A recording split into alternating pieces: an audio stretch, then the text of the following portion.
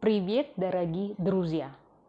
Ketemu lagi bersama saya dan kali ini kita akan melanjutkan pembelajaran tentang kasus atau pages.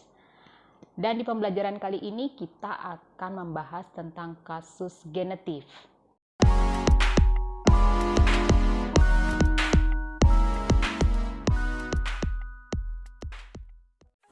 Untuk pembahasan tentang kasus genetif sendiri, di sini saya akan membaginya menjadi beberapa pembelajaran. Dan untuk pembahasan kali ini kita akan awali dengan bagaimana perubahan kata benda dan kata sifat dari kasus nominatif atau kata dasar ke dalam kasus genetif. Kemudian yang kedua akan dibahas kapan kasus genetif dipergunakan dalam satu kalimat. Jadi di tabel pertama teman-teman bisa lihat di sana saya ada menampilkan kasus nominatif dalam arti kata dasar. Kemudian kasus genetif dan yang terakhir di kolom terakhir ada contoh. Mungkin teman-teman masih mengingat pembelajaran tentang gender. Untuk kata benda yang bergender maskulin secara garis besar itu dibedakan menjadi 3. Yang pertama berakhiran konsonan. Dalam kasus genetif akan ditambahkan huruf A. Jadi di contoh, di kolom contoh teman-teman sudah bisa melihat. Saya mengambil contoh kata universitet. Universitet akan menjadi universiteta. Jadi ada penambahan huruf A. Yang kedua, kata yang berakhiran ikratkoi.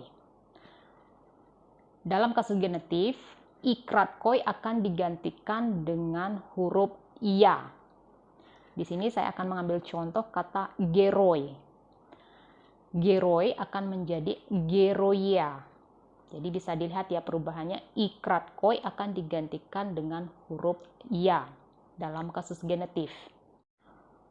Yang terakhir, kata yang berakhiran tanda pelunak.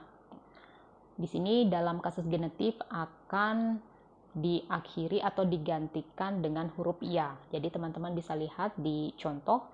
Saya mengambil contoh kata jen, jadi perubahannya akan menjadi nya. Lanjut ke kata benda yang bergender feminin. Teman-teman mungkin masih ada yang mengingat ciri-ciri kata benda yang bergender feminin. Ada yang berakhiran a, iya, dan ada juga yang berakhiran tanda pelunak. Jadi di tabel akan ditampilkan. Di sini saya akan mengambil contoh untuk yang berakhiran A. Jadi teman-teman bisa lihat ada kata sekolah. Sekolah, jadi huruf A dalam kasus genetif akan digantikan atau dengan huruf E. Jadi sekolah akan menjadi skolei. Sedangkan yang berakhiran ya, di sini saya mengambil contoh kata familia. Dalam kasus genetif akan huruf ya akan digantikan dengan i. Jadilah familia akan menjadi family dalam kasus genetif. Dan yang terakhir yang berakhiran tanda pelunak, di sini saya mengambil contoh kata notch. Dan perubahannya tanda pelunak akan diganti dengan i, jadilah notch akan menjadi noci. Lanjut ke kata benda yang bergender netral. Di sini saya mengambil 2 contoh. Yang pertama kata morie. Jadi di tabel teman-teman bisa melihat morie akan menjadi moria. Jadi huruf e akan digantikan menjadi dengan huruf ya pada kasus genetif. Sedangkan kata yang kedua, litso. Litso akan menjadi litsa dalam kasus genetif. Jadi teman-teman juga bisa melihat ada perubahan. Huruf O akan digantikan dengan huruf A. Lanjut ke kata sifat. Yang pertama, kata sifat yang bergender maskulin. Mungkin teman-teman masih ada yang mengingat Jadi ada 3 ciri. Yang pertama berakhiran oi, yang kedua berakhiran ei, dan yang ketiga berakhiran i. Jadi di sini saya mengambil contoh untuk yang berakhiran oi, saya akan mengambil contoh kata balsoy. Di sini teman-teman bisa melihat dalam kasus genetif, akhiran oi akan menjadi awa. Jadi balsoy akan menjadi balsowa. Sedangkan untuk yang berakhiran ei, di sini saya mengambil contoh kata novy. Jadi bisa dilihat perubahannya dalam kasus genetif akan menjadi novawa. Jadi bisa dilihat ya perubahannya. Dan yang ketiga berakhiran i. Di sini saya mengambil contoh kata sinyi yang berarti biru. Bisa dilihat perubahannya akan menjadi sinyewa. Lanjut ke kata sifat yang bergender feminin. Di sini ada 2 yang berakhiran aya atau berakhiran yaya. Saya akan mengambil contoh kata balsaya. Jadi teman-teman bisa lihat di tabel, untuk kata balsaya berakhiran aya akan digantikan atau menjadi balsoy. Jadi huruf aya akan digantikan dengan oi. Jadi balsoy. Sedangkan yang kedua ada kata sinyaya. Perubahannya akan menjadi sinye. Yang terakhir kata sifat yang bergender netral. Di sini saya bisa menginformasikan untuk kata sifat yang bergender netral, perubahannya sama seperti kata sifat yang bergender maskulin.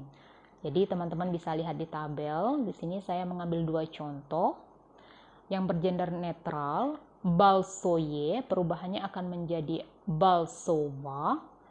Sedangkan untuk yang berakhiran yeye, di sini saya mengambil contoh sinyeye, perubahannya akan menjadi sinyewa. Setelah mengetahui perubahan dari kasus nominatif atau kata dasar ke kasus genetif dalam kata benda dan kata sifat, sekarang mungkin teman-teman ada yang bertanya, kapan saya harus menggunakan kasus genetif? Yang pertama, kasus genetif umumnya dipakai untuk menyatakan kepemilikan. Di sini supaya lebih jelas, saya akan langsung memberikan satu contoh kalimat pendek. Yang pertama ada kalimat kniga studenta. Jadi kalau diterjemahkan, buku milik mahasiswa. Jadi kata student atau mahasiswa akan mengalami perubahan ke dalam kasus genetif. Jadi teman-teman bisa lihat di sana ada penambahan huruf A. Dari kata student berubah menjadi studenta. Yang kedua ada kalimat radicili allega. Jadi orang tua milik aleg atau orang tua aleg. Jadi teman-teman juga bisa lihat di sana kata aleg di sini mengalami perubahan ke dalam kasus genetif dengan penambahan huruf A. Jadilah kalimat radicili allega. Yang kedua dipergunakan untuk menyatakan ketiadaan sesuatu, dalam arti untuk mengatakan sesuatu yang tidak ada. Dan umumnya akan diawali dengan kata nyet. Jadi langsung saja di sini saya akan berikan 2 contoh. Yang pertama ada kalimat tam nyet hleba. Jadi di sana ada kata nyet hleba. Hleba berasal dari kata hleb, kemudian mengalami perubahan ke kasus genetif, jadilah nyet hleba. Di sana tidak ada roti. Kalimat yang kedua, uminya nyet sistri. Jadi bisa dilihat ya, ada kata nyet, kemudian sistri. Sistri di sini berasal dari kata sistra, kemudian mengalami perubahan ke kasus genetif, jadilah sistri. Saya tidak mempunyai saudara perempuan. Yang ketiga dipergunakan untuk menyatakan sesuatu atau bagian dari sesuatu atau bagian dari keseluruhan. Mungkin di sini agak atau sedikit membingungkan untuk teman-teman. Di sini langsung saja saya akan berikan contoh. Yang pertama ada kalimat center goroda. Jadi pusat kota. Jadi kata kota berasal dari kata gorod, kemudian mengalami perubahan ke kasus genetif, akan menjadi goroda. Center goroda.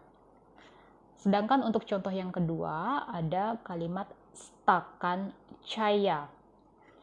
Caya di sini berasal dari kata cai, kemudian berubah atau mengalami perubahan ke kasus genetif menjadi caya. Jadilah stakan caya, secangkir teh. Selanjutnya kasus genetif dipergunakan untuk menyatakan jumlah. Untuk angka atau jumlah 2, 3, 4 akan diikuti kasus genetif dalam bentuk tunggal. Di sini saya akan berikan dua contoh. Yang pertama ada kalimat due kenyigi. Kata kenyigi mengalami perubahan ke dalam kasus genetif berasal dari kata kenyiga. Contoh yang kedua ada kalimat tricesa. Kata cesa berasal dari kata cas, kemudian mengalami perubahan ke dalam kasus genetif. Ada penambahan a, jadilah kata cesa. Selanjutnya, kasus genetif juga dipergunakan untuk menyatakan tanggal. Jadi untuk di sini akan dipergunakan angka dalam bentuk ordinal. Jadi kalau dalam bahasa Inggris first, second atau ke-1, kedua. Di sini langsung saja saya memberikan contoh kata Pierwawa Yanvaria. Jadi sudah saya tampilkan atau berikan note untuk di bawah. Jadi Pierwawa Yanvaria berasal dari kata atau kalimat Piervoi Yanvar.